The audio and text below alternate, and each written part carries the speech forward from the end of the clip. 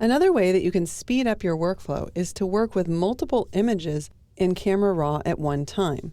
Let's go ahead and select both of these images in Bridge and then click to open in Camera Raw. You'll notice that when you have more than one image selected in Bridge, those images are now displayed in a film strip on the left-hand side.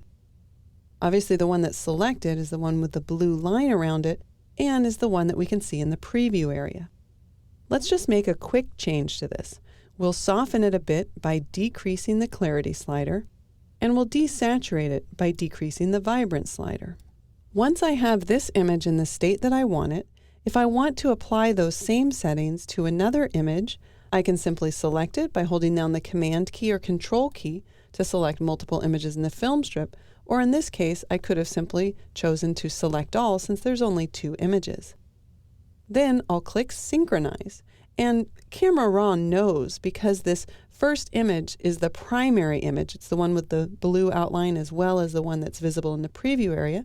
It knows that that's the image that I want to copy the settings from, and then I want to synchronize or paste those same settings to the other images that I have selected.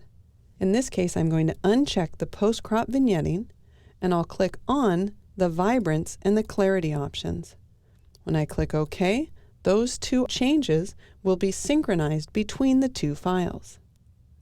Then we could choose Done to return to Bridge, or we could save out the files at this point. Now, if I want to make another change to these 2 images, and I return back into Camera Raw, the other way that I could quickly apply the same effect to multiple images at once is by selecting them both in the film strip and then making my change. So now if we go to Effects and I add a slight vignette, you'll notice that that vignette was automatically applied to all of the images in the film strip that were selected. As a little tip, you'll notice that if I hold down the Option or the Alt key on Windows, the Cancel button here turns to Reset.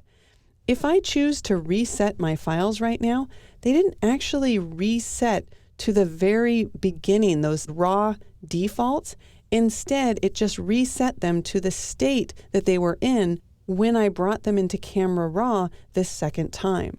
Of course, if I wanted to strip all of the settings, then I could use the flyout menu here and just choose Camera Raw defaults. For now, I'll leave them as this kind of desaturated and slightly softer image. I sort of like, however, the effect that I've applied where I've decreased both the clarity and the vibrance for these 2 files. If we were done at this point, I could go ahead and choose to save the images. You'll notice now I can save multiple images at one time. In fact, I could even save them, choose one format, and then choose another if I was going to need to batch process these, say, as Photoshop files as well as JPEG files. Excellent. Now that you know how to work with multiple images at one time, you're on your way to becoming much more productive with Camera Raw.